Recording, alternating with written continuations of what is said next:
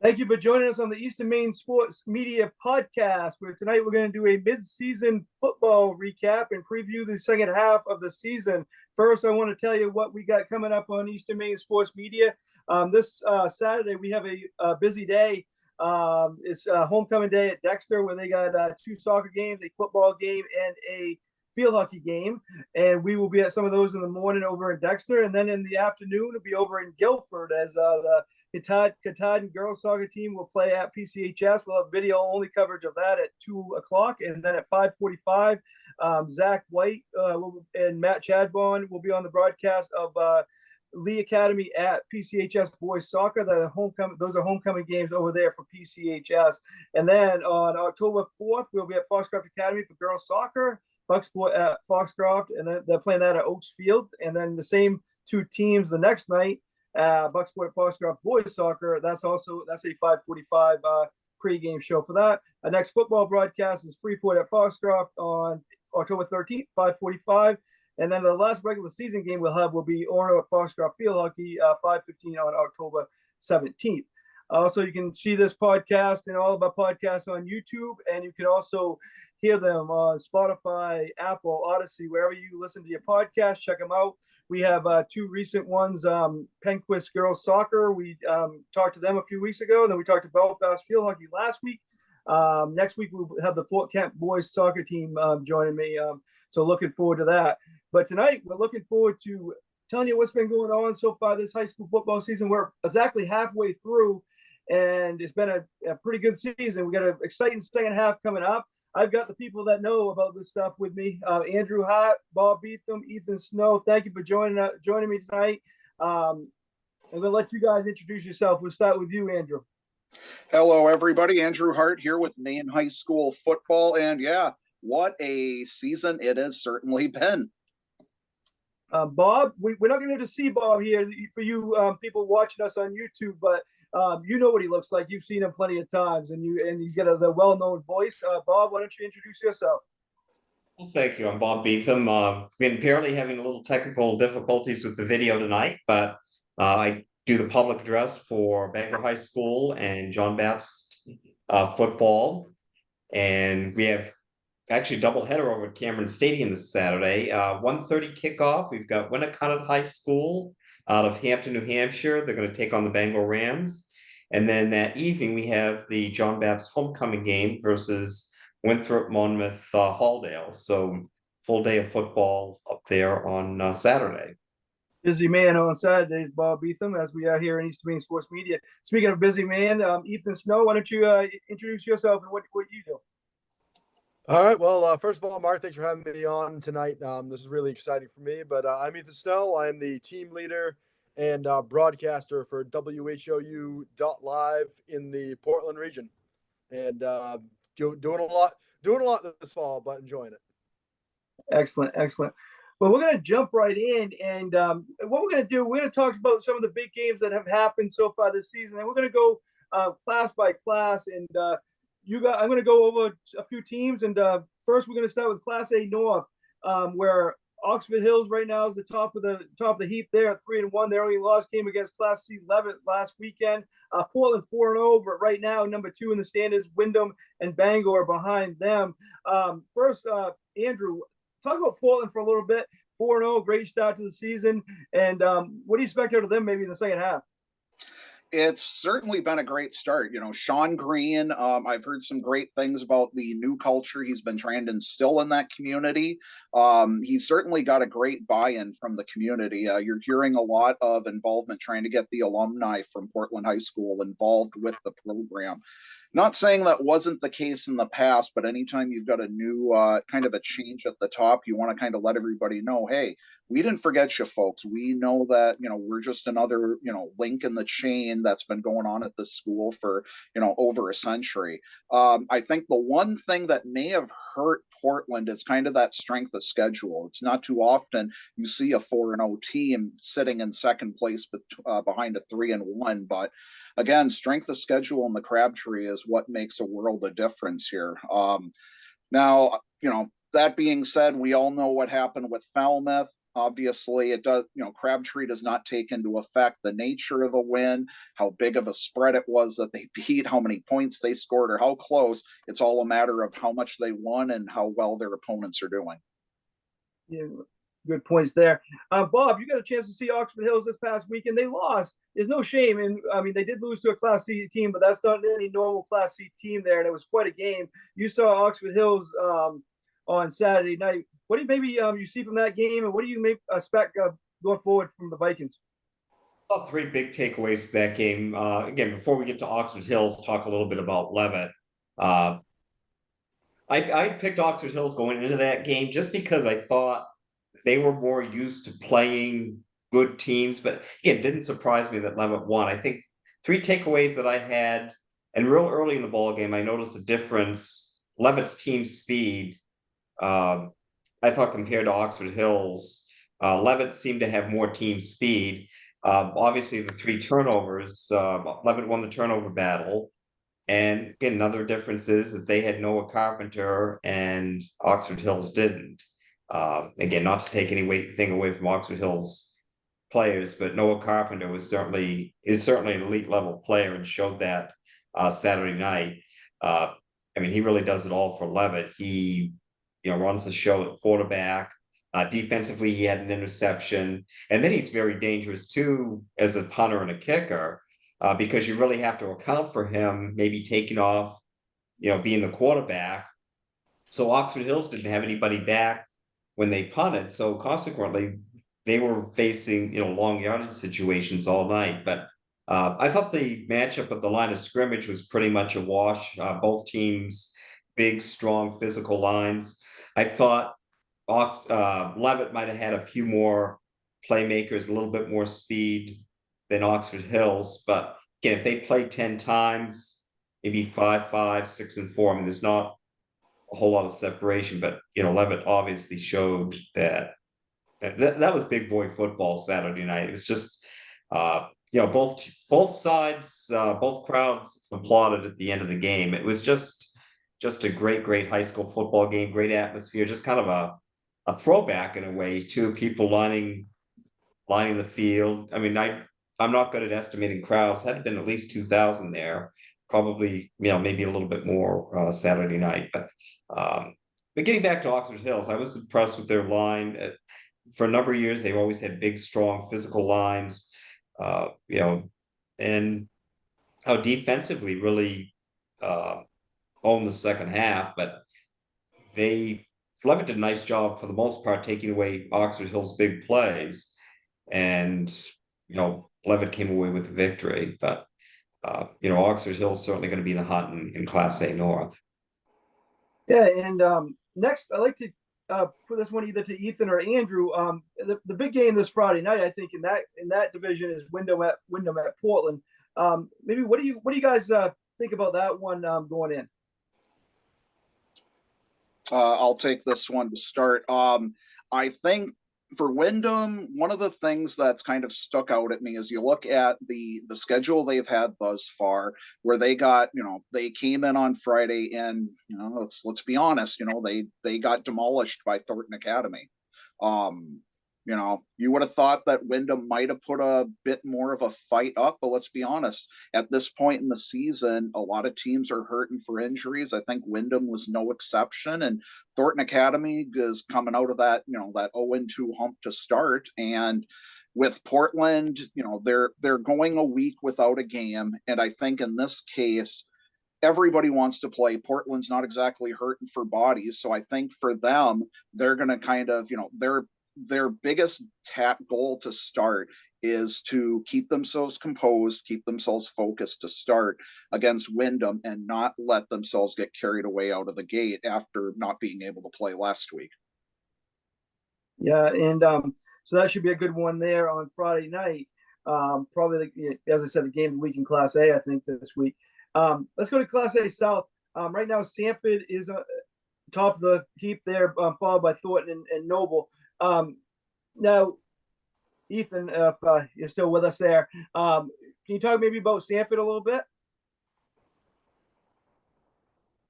well, I will send that over to Andrew for now and talk about the top two teams there in Class A South, Sanford and Thornton. Obviously, Thornton, they're everybody's favorite going into every year, pretty much. But Sanford right now is at the top of that league. Sanford's best skill is they've got a 1-2 back duo in Rylan and Bissonette. Bissonette is just a throwback to the 80s and 90s. He's a guy who you give the ball to and you let him run straight forward, and he's going to take out a ton of people out in front of him. Rylan is one of those cutback sort of guys who can, work his way around the edge, make a couple jukes here, a couple moves there, and, get ahead. And, Sanford has kind of proven they don't need to have that sort of strong passing game to be able to beat teams up. And I think for Sanford to prove that the preseason hype was just that, it was, all talk, but they've got the ability. They're going to have to prove that they can beat Thornton Academy. And in years past, Golden Trojans have had their numbers. Yeah, and Ethan, maybe you talk about Sanford a little bit. I'm sure you know them a little bit more than I do. That's for sure. And you get a chance to see them once in a while. What about them? Sanford's got an interesting group. They last year they went there's some audio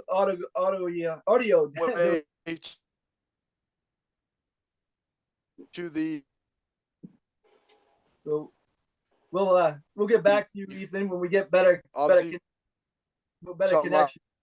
We're having trouble there, so we will once we get you back hooked up, we'll let you talk about either Sanford or whoever we're talking about when we get you hooked back up. But I think you're back with us now, Ethan. If you wanna step back in. Yeah. Hopefully.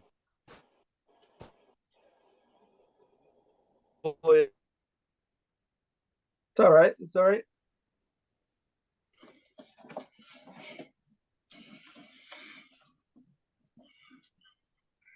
All right, we can kind of step go over to Class B. We touched on Class A there a little bit. Now Class B, what do you let's talk about Lawrence for a minute. Bob, you saw Lawrence on opening night, and you saw Levitt, and obviously Levitt looked really good, and they are really good, but they got a tough end of the season schedule. They got at Lawrence this week, then they play Lewiston, then they at Thornton, and then they host Chevrolet. That's really a juggernaut of a schedule, isn't it, Bob?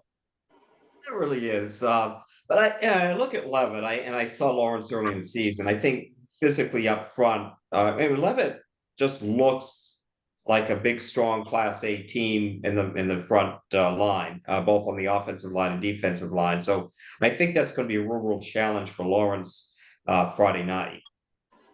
And the big one, I think, this weekend, the big one the rest of the way, I think, is Messalonsky plays at Lawrence on October 13th. That's a big one. But down south in Class B, Kennebunk right now is 4-0. Deering and Marsh would follow them in the Crabtree standings. Ethan, I'm not sure if you're with us, but Kennebunk's another team down in your area, and right now they're 4-0 and have looked really good through the midway point. Yeah, Kennebunk, they've looked really good over the past few weeks here. They went up against Deering, who was another undefeated team this past week, and really rolled over them and proved that Kennebunk is a team to beat in their region, in their class. And I think for Deering, obviously Deering's got a little bit of a new culture going for them right now. And to roll over Deering the way they did, it's got to be a big confidence booster for that Kennebunk program. And, hey, they're going to be rolling through the second half of the season. And Andrew, they're right now only 2-2, but Marsh was not a team or a school that you can ever look past, can you? You can't, no.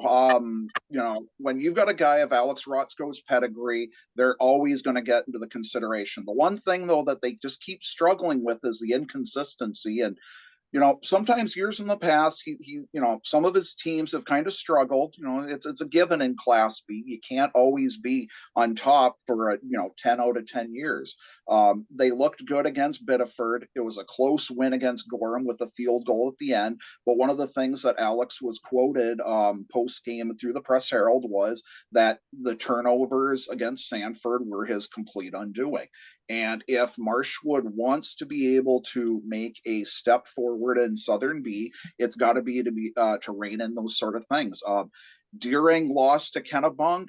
New coach Brendan Scully was quoted as saying, "We got hit hard. We weren't prepared to take on a team that was as physical as Kennebunk." And Keith Knoll said, either Keith Knoll or one of his players was quoted post game as saying, "We run hard. We run hard. We run right over them." And I think if Deering can adjust from this game, and if Kennebunk keeps playing the way they are, Marshwood's going to have to really step up their game if they want to get one of those top two spots and get a first round bye going into the playoffs. And now we can move on to Class C, where the top two teams in the Class C North are both 4-0, Madomic Valley and Oceanside. They have a big game coming up. It's like a month away, but that's probably the biggest game in that class is October 20th when Oceanside plays Madomic. And that's probably will decide the number one spot in that class. A lot of things could happen between now and then, including this weekend where Class C 4-0 Madomic plays Class D 4-0 Foxcroft. Bob, maybe what do you expect in that game? Obviously, Foxcroft has been dominant, but this is most likely the best team they have played so far this season. I don't think there's any doubt about that after Madomic handled Herman last week, that Madomic's probably the best team on Foxcroft's schedule. What do you kind of expect in that one, Bob? I don't know, going down to Walterboro Friday night and watch that game. Madomic is going to do what Madomic's going to do. They're going to be physical up front. They're not going to make a lot of mistakes. They're going to line up power I, try to pound it down your throat. I mean, I think if you remember last year, Foxcroft Academy rolled through their first couple of games and faced a Lisbon team that was very similar to what Madomic does. And, Lisbon went up there and beat them last year after Foxcroft. So, again, I'm not predicting a Madomic Valley victory in this one, but I think it's going to be a lot closer than people think it might be. And, Foxcroft going on the road, I think Madomic Valley certainly hangs around, at least in that game. It makes it very interesting Friday night. Yeah, you're right, Bob. We had that game last year when Lisbon did defeat Foxcroft, and that's what it was, just a power game. And it was time of possession. I mean, that was they held the ball. Foxcroft didn't get the ball that much, and Lisbon beat them by one. It was a great game, and you never know. Maybe Madomic can kind of use that same philosophy and on Friday night. So that should That's be what they do. As I said, Oceanside and Madomic is the big one late in the season in that class. Yeah, I would say so. And again, you talk about two opposing or completely opposite styles. Oceanside's going to spread you out. They've got really good athletes, a lot of skill positions. They've improved defensively this year too. I mean, they've got a couple of shutouts under their belt this year too. That was their one Achilles heel last year, is that they would score a lot of points, but they'd also give up a lot of points. This year they've been, much better defensively too. But again, Madomic certainly poses a different type of, opponent for them. And, as does Oceanside for Madomic. I mean, Oceanside's going to certainly has much better athletes than a lot of the teams that Madomic's going to see during the season. No doubt. And Nokomis is right now behind those two teams at 2-2 in Class C. Andrew, do you see anybody else in Class C North that could surprise people other than Madomic and Oceanside? It's tough to see anybody knocking off those two. Nokomis has been more of a ground team. I know there's a lot of folks that were happy with Hampton Academy's hiring, or when they came into the off season, when they brought over Robinson St. Ard from Orono, And he's doing all the right things to get them on the rebound, but realistically, I think they've got a couple more years to go. Herman, a lot of buzz. There's always been buzz every year about them. Bless them. They've got the new turf field, which a lot of teams are putting to certainly use up there. But I think you look at top to bottom, and I think as Bob said, for two different contrasting reasons, but the top two teams are going to be Madomic Valley and Oceanside going into the end of that season. And I'm looking forward to that final matchup at the end of the season between those two. I think it's going to be a great game in contrasting styles and who's mastered that style more over the other team. Yeah, that definitely should be one to look forward to later in the season. We'll go move to Class C South, where right now, as we know, Levitt's at the top of the heap and well-deserved after that big win last week, and they're 4-0. Cheverus is also 4-0, and Freiburg's 3-1. I think the big one this weekend, if you, Andrew, want to talk a little bit about the Cheverus-Freiburg game happening on Saturday, that should be interesting. It's going to be a good battle between two teams that just love to slug it out on the ground. Cheverus, comments being about Cheverus with what they are, they've proven this year that they're just a physical grind them out sort of team. They're not going to try to be flashy. They're not going to throw 300 yards through the air. What they're going to end up doing is just basically give it to a couple of their backs in the field, and they're just going to let them mow down, opponents and just kind of, grind things out from there. You look at a couple of their games that they've been able to do that with ease. They beat York at the start, season opener. There was the Gorham game where they made a kind of a game-saving tip on a pass in the final seconds of the game that helped them beat the Rams. Then they came out, they shut out Cape Elizabeth, and then this game was another close-fought game over Wells. So for those who think that Cheverus was just going to be absolutely dominant, making the move to C, I don't know. Freiburg might give them that sort of a challenge that they may not be accustomed to seeing quite yet. And meanwhile, Freiburg, you look at their schedule, they started out against Levitt, and yeah, they struggled, but I'm not going to hold that against them. Everybody else has struggled against Levitt for the most part. But then they came out, they beat Westbrook, they demolished Lisbon, they demolished Cape Elizabeth. So this could be one of those underrated matchups that not too many people had on their radar. But at the end of Saturday, they could go, wow, this was one heck of a slugfest between the two. Yeah, and before we leave Class C, we'll talk about Levitt one more time. I mean, again, I mentioned the schedule at Lawrence this week, then they host Lewiston at Thornton, and then they host Cheverus. Bob, how do you feel like a schedule like that can help? And obviously, they've already played Oxford Hills. You don't see that much in any sport with a Class C team playing the likes of Oxford Hills and Thornton. You think that's going to obviously benefit them come postseason, huh? Absolutely. And I think one of the things that was really interesting and what kind of hyped up that Levitt Oxford Hills game was just the sense of mystery, because we really didn't know what to expect in that game. You had a Class C power playing a Class A power. And I think everybody figured it was going to be a good game, which it certainly was, but nobody knew exactly what to expect. And I think that's what made it so interesting. But there's a few things that I would like to see the football committee change. Maybe we can talk a little bit about that at the end tonight. But football committee, I think for the most part, has done some things really, really well. And one of the things is to be creative with the scheduling and creating a lot of these really good matchups like we're seeing this year. Certainly, going to 8-man football 4 years ago has certainly been a big plus for a lot of communities. And so I think that for the most part, football committee's done a really, really good job. Again, we can talk maybe about a few things that I would like to see change in the next couple of years, but certainly I think having these type of matchups is good for high school football in the state of Maine. It certainly is. We'll move on to Class D. We'll start in the north. Obviously, we know who the favorite is. Foxcroft, they're 4-0. John Bapps, Belfast, Winslow follow them. We'll talk about Foxcroft in a minute, but Bob, John Bapps lost big to Foxcroft opening night. I think that's what most people expected. but they have proven that they're right there, though. They're the number 2 team right there in Class D North. You see them a lot. What have you seen from that team this year?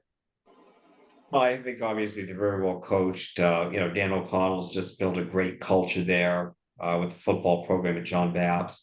I run an old school, option offense. Sophomore quarterback Aiden Willett does a really nice job running that. They've also got a big, strong fullback, Hayden Rollins, come over this year and has done a nice job. Very good defensively as well. Logan McMahon had a big tackle at the end of the ball game against Freeport, just an outstanding game there. Plays a linebacker for them. Also runs the football. So I mean, they're very solid, and I think it's going to be John Baps and Foxcroft meeting in the Northern Maine final in that division. And about Foxcroft, obviously, they put up big numbers, haven't really been contested yet. I think they have a lot of playmakers, but I think the key to that team is Kensley Masters and I think that he's one reason where they could probably play with teams that even in higher classes that they maybe shouldn't, because he puts the other team in such bad field position every time. I mean, they have to go 80 yards every time down the field, and then he makes all his extra points too, which helps. But the kickoffs is where they really have the advantage over definitely any team in their class, and again puts them in a position where they can contend with other teams because of him. And he's also a playmaker all over the field. And Wyatt Rayfield's doing a great job at quarterback for them. Hunter McSorley, big lineman for them, has done good and scored a couple touchdowns on the ground for them too. So Coach Danny White's doing a great job, and just have them in a great position again to try to go back. But let's talk about. I mean, obviously they have to get through the North, and John Baps, they're hoping to say otherwise. Also, Belfast, Winslow, both 2-2 right now, and hoping to give a challenge. But let's talk about the South and Poland right now, 4-0. Ethan, if you want to touch on, I'm sure you've seen Wells. If you want to maybe touch on that, I mean, Wells is only 2-2, but I think they came in as a favorite in Class D South, and I don't know if that's changed yet. But Poland can kind of make that change this week, though, can't they? Oops. Can't hear you, Ethan. It's okay. There he is. All right. Yes, good now, I think. All right. Yeah. Isn't technology great? Yeah, I think Poland's 4-0 start is definitely a surprise to some. And going up against and having to go up against Wells pretty soon now. With Wells, you mentioned 2-2, but a very close loss to a very good Chevers team who, as Andrew mentioned, is going to grind you and wear you to the bone. I've seen that team twice. I've covered that team twice this year, and yeah, that's what they do. They're going to grind you down. They're going to wear you down. You have to prove that you can compete with them, and I think Wells proved that. And I think going up against a team like that is going to prepare Wells for just about anything that you're going to throw at him. And so I believe that's going to play to Wells' advantage going up against Poland here pretty soon, is that Wells, they've proven that they can compete with the next class up, and it's going to be a tough test for Poland. I'm a firm believer in that. Yeah, and as we said, Poland's 4-0, but they're definitely going to get tested down the stretch. But at Wells this Friday night, they still going to go to Freiburg in a few weeks, and then they also play John Baps.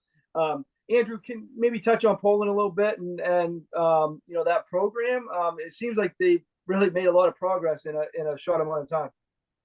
Definitely short amount of time. Gus LeBlanc came in. There was a lot of questions right off the bat. Maybe he should go to 8-man. Poland was always in that Southern D juggernaut, and then prior to that, they were in the old Western Class B juggernaut. They got kind of lost. They were always in transition, new coaches, new faces, little consistency, but something about this team is just really, really special. Gus has been quoted several times. We're a bend but don't break mentality. We're going to give up a couple yards, but we're not going to give up the big stuff. We're not going to give up the massive, game breakers. And one of the other things, it's not just the running attack, but it's also an air attack. Damon Martin last week, he gets 2 interceptions, returns 1 for a touchdown.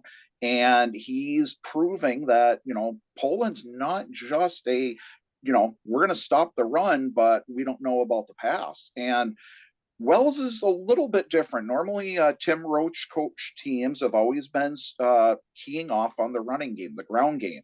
But with Brooks Fox this year, he's changed it. Proof that a wily old fox can change his ways, and he's had to learn to adapt with his players. And I think it's going to be a story. One of the stories of this upcoming game is going to be how well has Wells adjusted coming into this game through the pass, that they can beat Poland doing something that Poland's done fairly well. You got to remember, Poland's only allowed 8 points all year. They gave up the unorthodox, safety. Ball went out of the batted ball on a punt, goes out of the end zone. It's the only 2 points they gave up in the game. Prior to that, they were playing Oak Hill and they gave up a touchdown. Other than that, through their schedule, they've given up nothing else. And say what you want about the challenges. They beat Madison, they beat Old Town, they beat Oak Hill.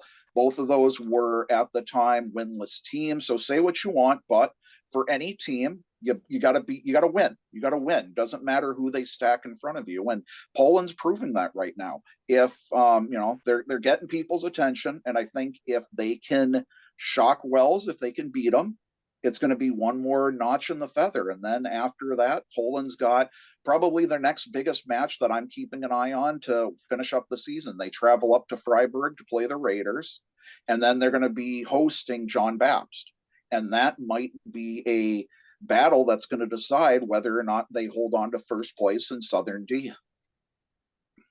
Bob, you got a chance to, I believe you got a chance to see Freeport. They played at John Baptist. Right now, they're second in Class D South. Obviously, if Wells wins, that could change things this week. But what did you see out of that Freeport team? They're certainly banged up right now. I know there's a McCordle kid that got hurt at the end of the game against John Baptist on that last play, and I know they missed a couple starters when they played John Baptist as well. So I think they were a team that certainly a contender at the beginning of the season.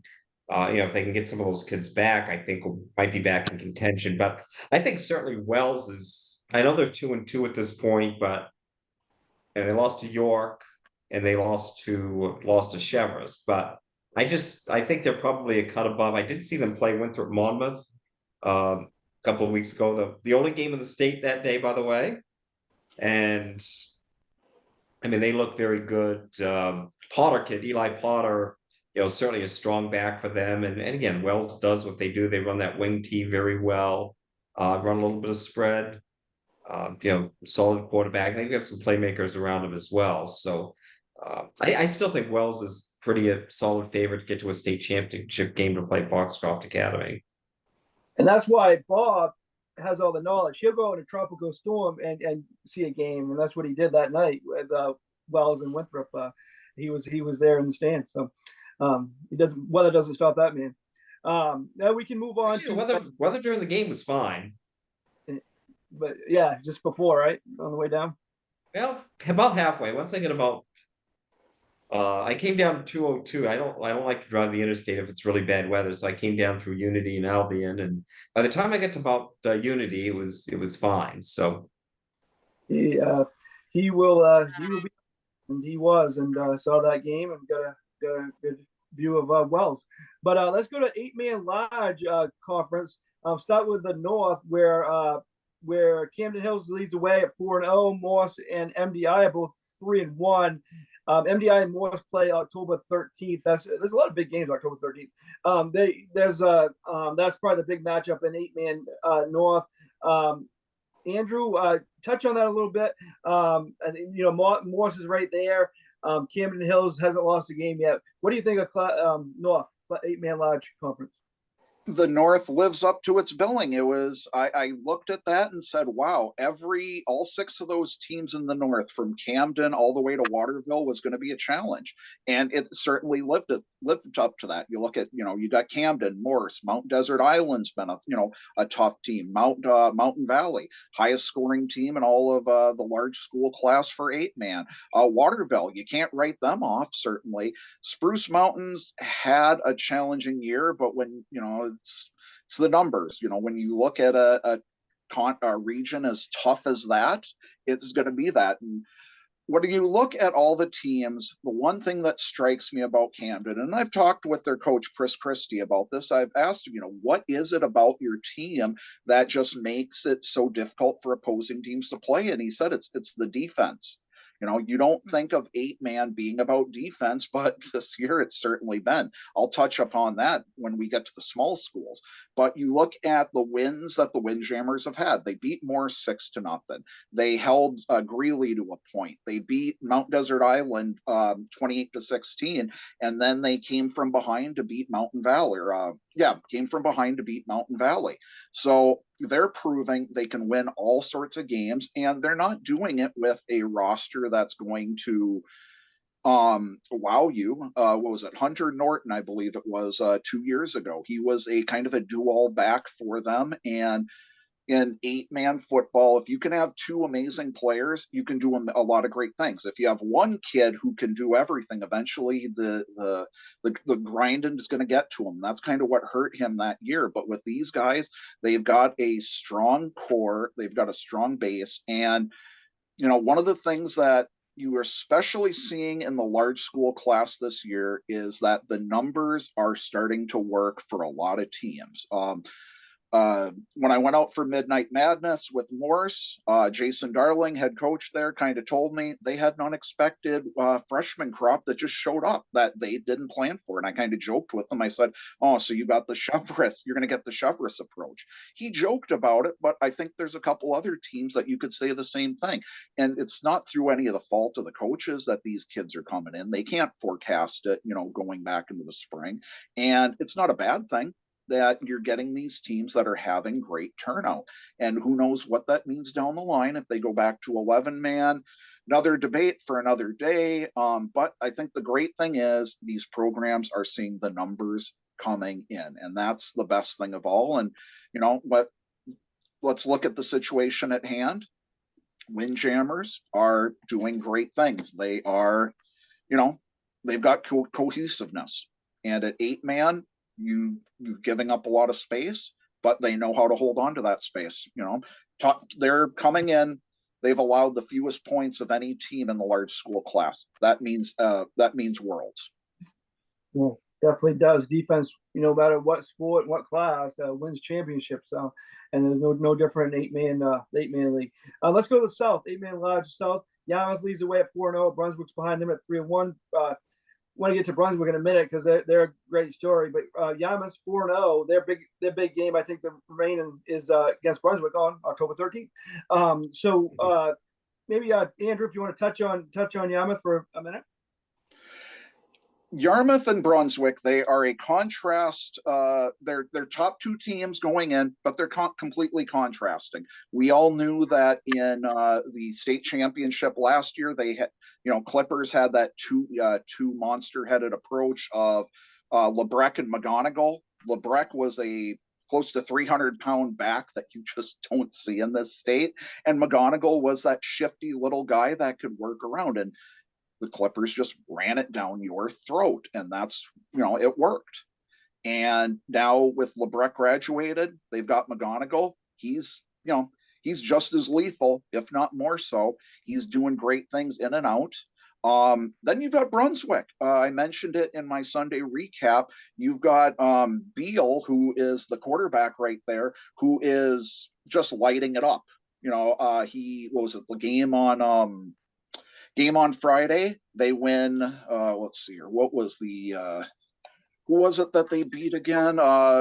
Lake Region, 54-20. Beal goes, where's my numbers? Beal goes 21 for 30, 169 yards. Doesn't sound like a lot, but he gets 5 touchdowns out of that.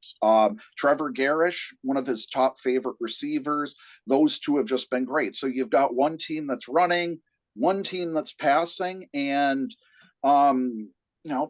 overall, a lot of people are kind of, I felt Yarmouth might be a bit on the rebuild. I thought that maybe they might have lost a couple key components. They certainly proved me wrong.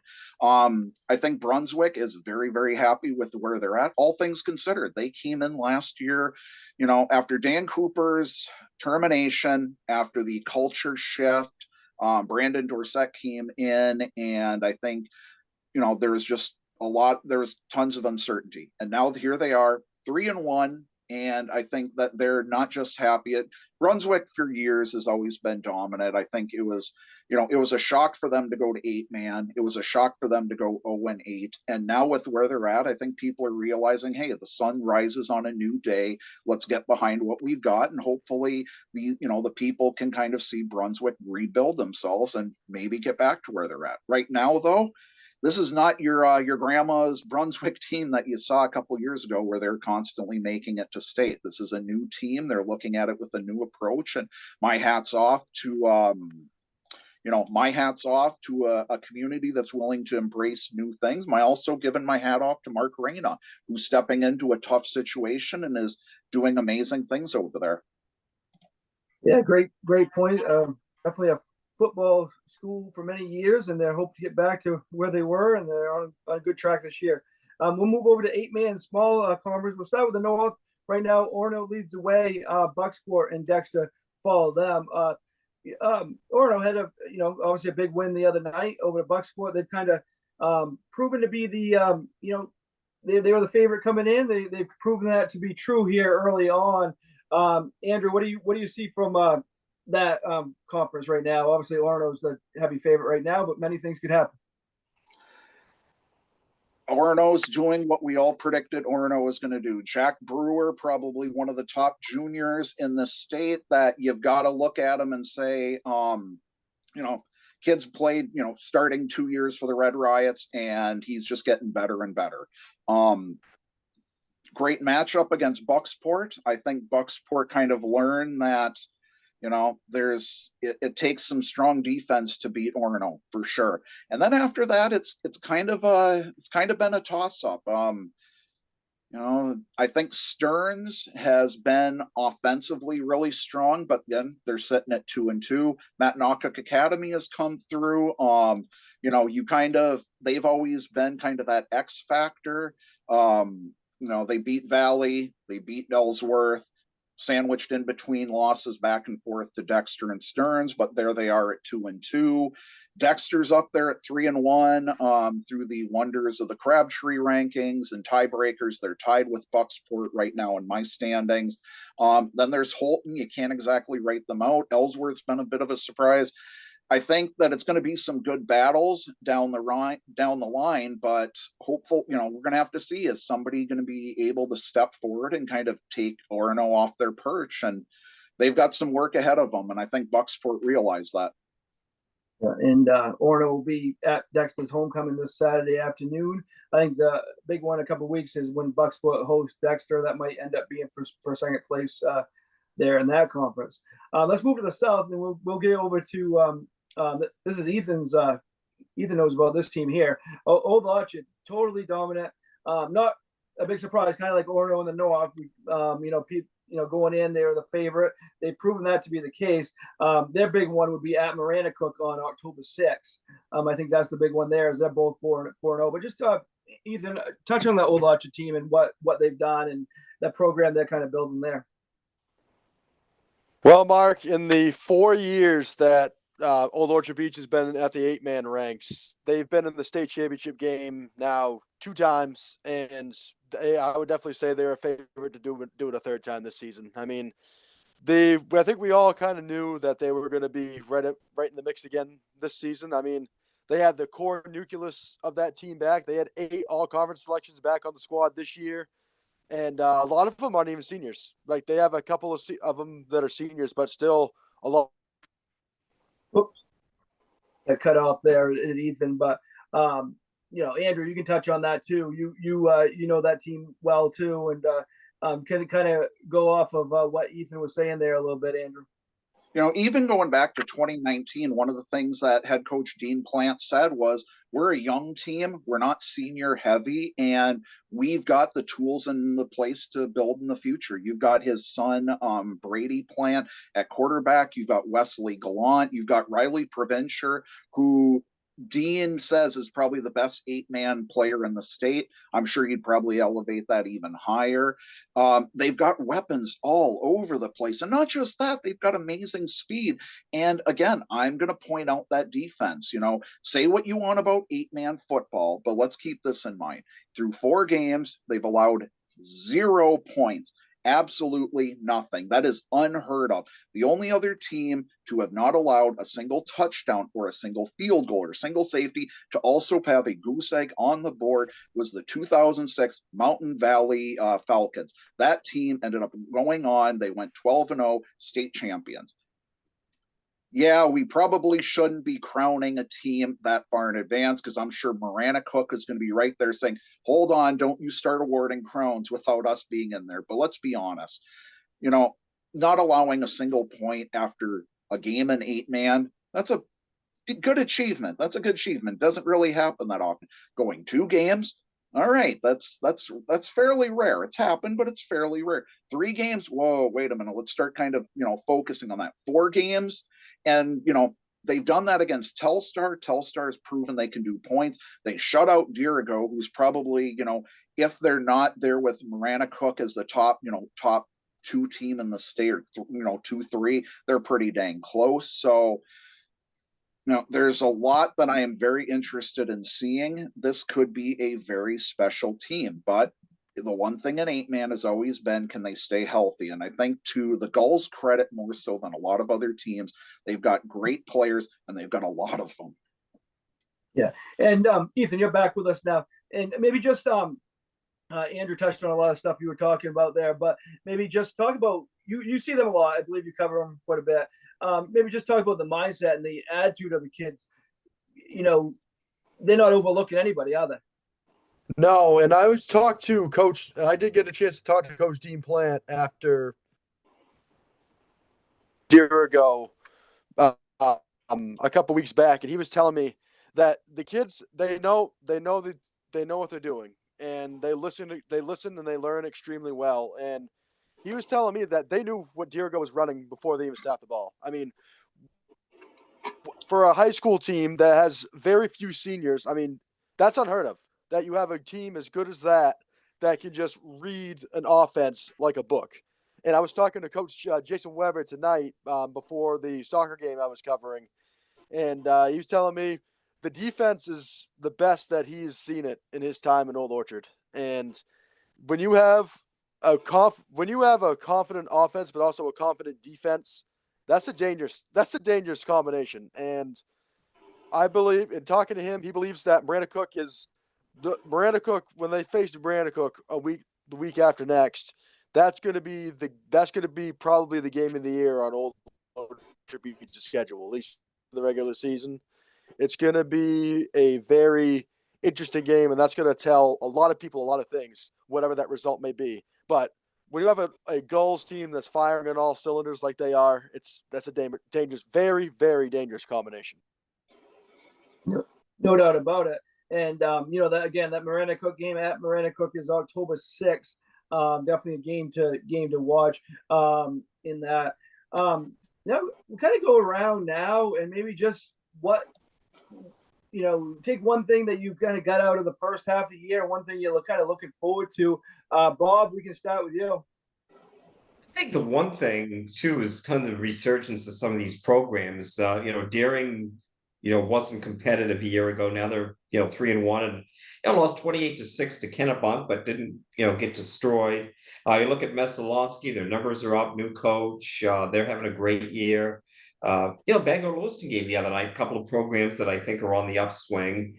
Class A this year in particular, I wouldn't say there's parity, but it's certainly, I think, top to bottom, a lot more competitive than it's been in an awfully long time.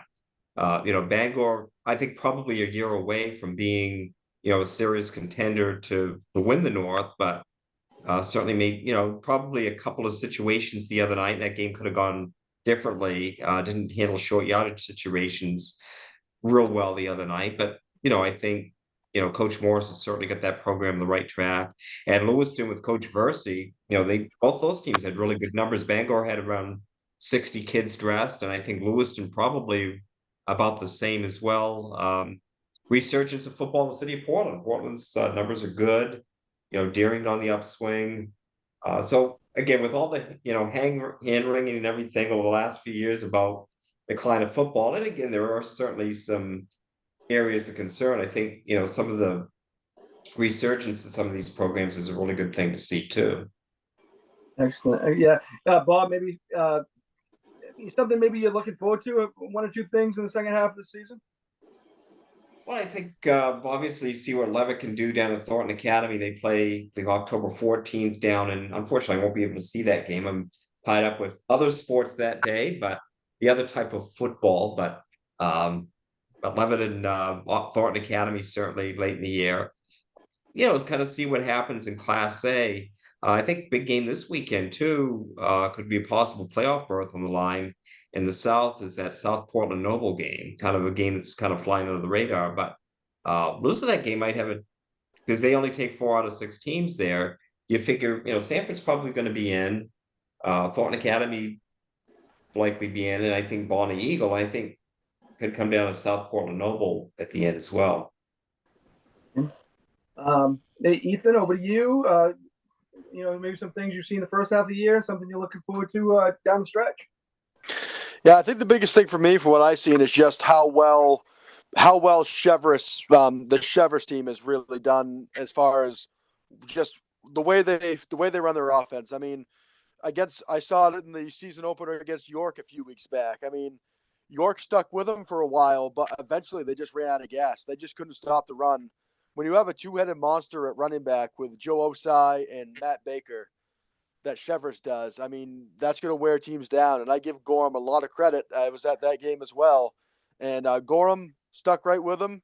They didn't let it intimidate him at all. And Cheverus is going to be tested. They got, obviously, Freiburg this weekend. They got Gardner next weekend. That could be a good game. We'll have that one. And obviously, they're going to finish up the season with Levitt. So, and that's going to be a big storyteller there. But just something that I've really enjoyed seeing is just how well that Cheverus team, obviously, they were state champions not long ago in the 8-man ranks, but they've come a long way and bringing it back in the 11-man ranks. And one thing I'm looking forward to seeing as far as we get to the second half of the season is Old Orchard Beach right now is riding high. Can they keep it going? That's my biggest thing for the second half. Andrew, same thing to you.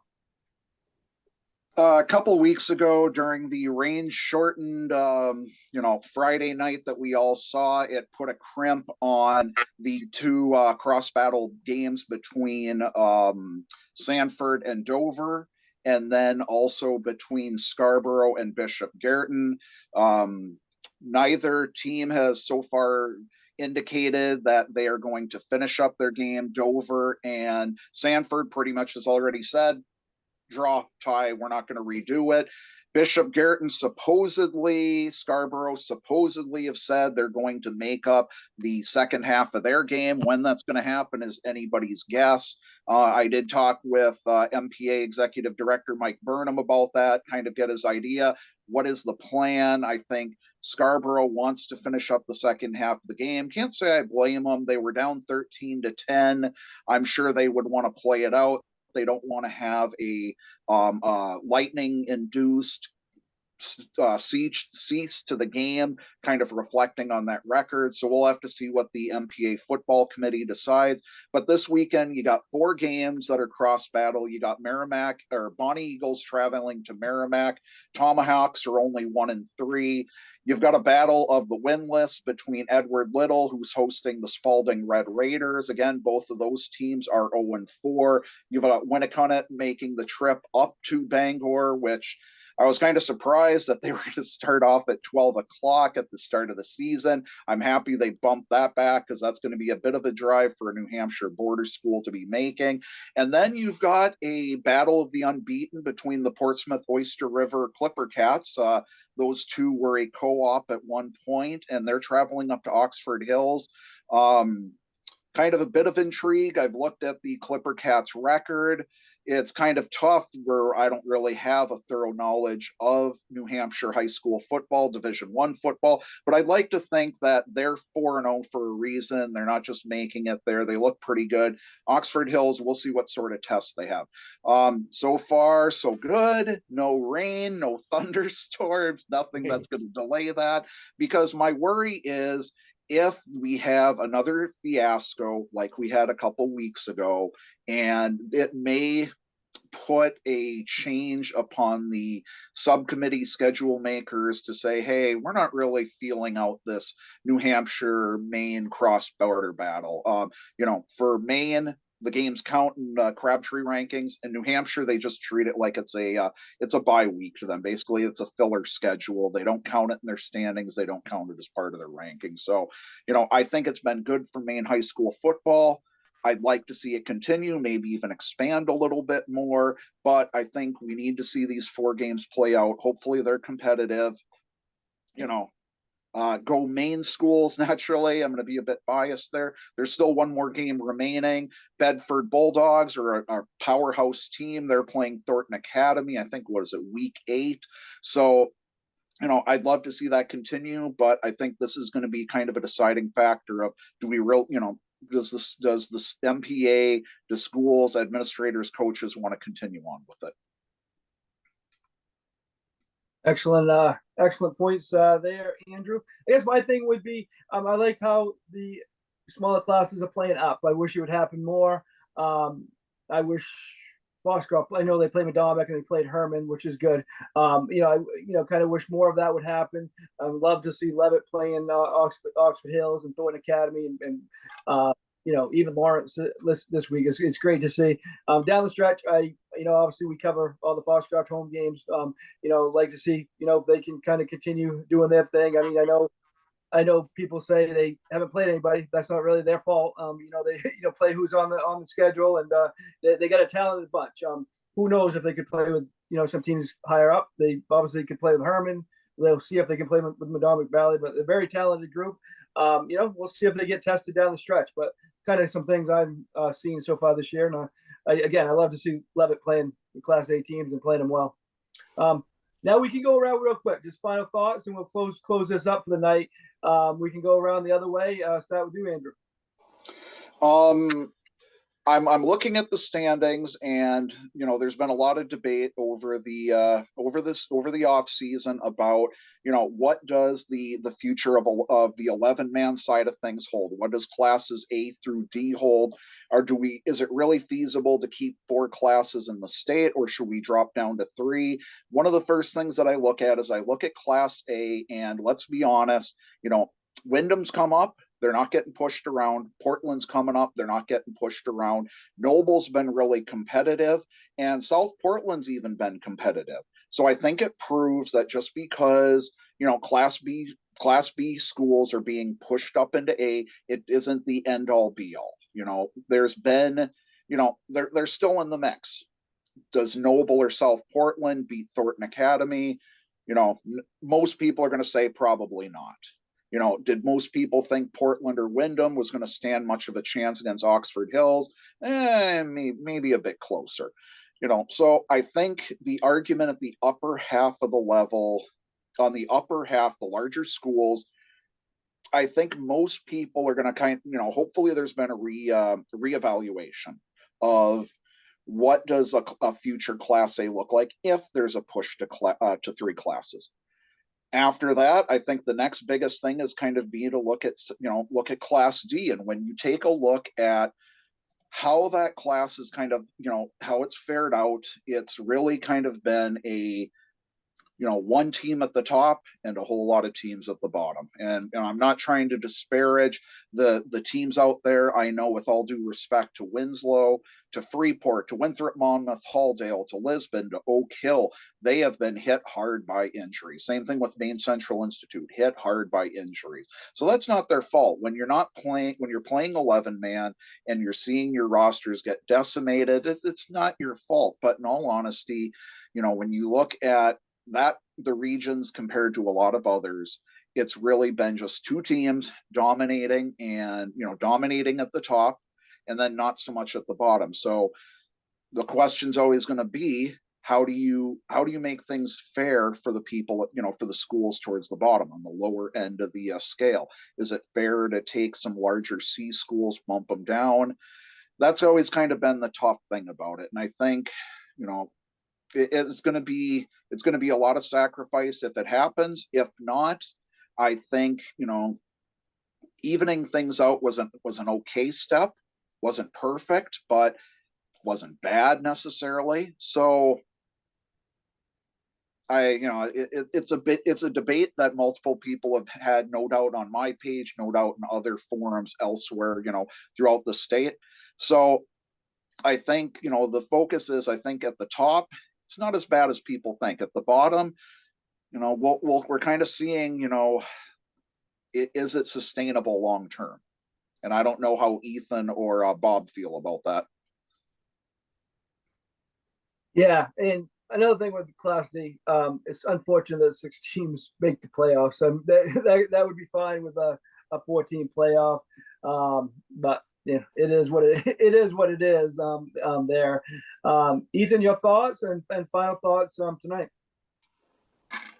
Yeah, I don't going back about the classifications right now. I don't think there's no one right answer to it all. I mean, you're gonna have one fix could work for others, it could work for some, and that same might not work for others. So I think it's unfortunately just one of those things that you're never gonna have a right answer to until either you decide, okay, we're gonna do 3 classes and we're gonna do 3 11-man classes, and this is the way it's gonna be. If you don't like it, you could drop to 8-man. I think eventually that's what it's going to come down to. But just all in all, final thoughts. It's been a really fun year. This is my first time covering high school football in the southern part of the state, and it's been really fun. I'm looking forward to watching this Deering team play a couple of times in the second half. Looking forward to seeing Chevrolet play, and obviously it's always fun watching Old Orchard Beach. So it's going to be a fun second half of the season. I'm looking forward to it. Excellent. Bob, final thoughts from you? Just final thoughts here tonight. First of all, just want to thank you, Mark, for having me and all you do for coverage of high school football throughout the state of Maine. Especially good for our people out of state to watch. A couple shout outs I'd like to give out tonight. Bill Libby in North Carolina. And then also the Big Foxcroft Academy pony family, who I know watches a lot of your broadcasts. Dick Splash from Queston. And also shout out to my friend Gray down in Mississippi who's watching tonight. So just a few shout outs there before we give final thoughts. But as far as classification is concerned, I was just talking to somebody recently who's on the football committee. We're basically in the first of a 2-year cycle, so nothing's really going to happen most likely until the 2025-26 season. So, 2025 high school football season. So we're probably a couple of years away. I would like to see us go back to 3 classes. We've got 50 schools playing 11-man football in the state of Maine. To give up 4 gold balls for only 50 schools, to me, is beyond ridiculous. And I know the argument has been, well, we need to have a 4th class to allow teams to acclimate to getting back to 11-man football. But let's deal with what is and not what could be. The reality is, in 4 years, we've only had 1 school that's gone from a 8-man football to 11-man football. That's been Chevrolet. So again, if we have a rush of teams that are joining the 11-man ranks, which I hope we do, then we can go back and add a 4th class. But until then, I think we need to go back to 3 classes. And especially with the schedule that we're doing, crossing classes over, you have more teams in each class. You can kind of tier the schedules and help those teams that are struggling a little bit while still maintaining good rivalries as well. And I think, the MPA committee's been so hell-bent on trying to get great regular season matchups, and they've done a phenomenal job with that. But we also need to have competitive postseasons. We need to have postseasons and gold balls that it should be hard to win a state championship. It should be very hard to win a state championship. So And the other thing that I think we need to eliminate too is allowing teams to play down a class and being postseason eligible. I think the reason you have so much disparity in the smaller classes, take Class D North, for instance, out of the 17 conference, you've got 3 of those that are playing down a class out of those 7 teams. So basically, if a team is playing down a class, then they probably shouldn't be sniffing a championship. If they're even in contention to win a championship in that smaller class, then they probably shouldn't be playing down. They should be playing in the class where their enrollment dictates. So I would certainly take a look at that. And we can help those teams with the schedules and try to get competitive matchups, but I think that we need to eliminate teams being able to play down a class. And then I think after the season too, we also evaluate, and I do like the cross-state matchups. We're going to have one up in Bangor this Saturday that we'll be a part of with Winnicott High School.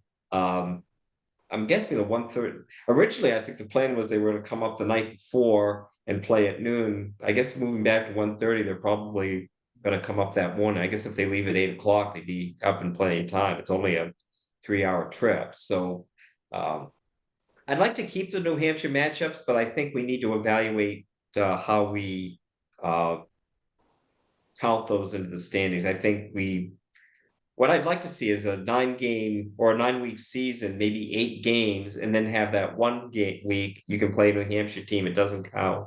Or if you want to have a bye week, you can have a bye week, either or that way. Well, great points, guys, and great insights from all 3 of you. And you guys definitely make this run because you guys know the sport and know different areas of the state too, which is very helpful in this. So I want to thank you all for joining me tonight, and maybe we can do one postseason or maybe during the playoffs. We could kind of meet in person and do one live or something. So that would be great. Appreciate all of you, and I don't see you guys rarely, but we always catch up and talk about the sport we're covering. So thank you guys, and until next time, I want to thank everybody for joining us on this East Maine Sports Media podcast. We'll be next with you on Saturday, as we will be in Guilford for some girls soccer game in the afternoon, boys soccer game in the night, and cover some Dexter games before that. So until next time, thank you for joining us.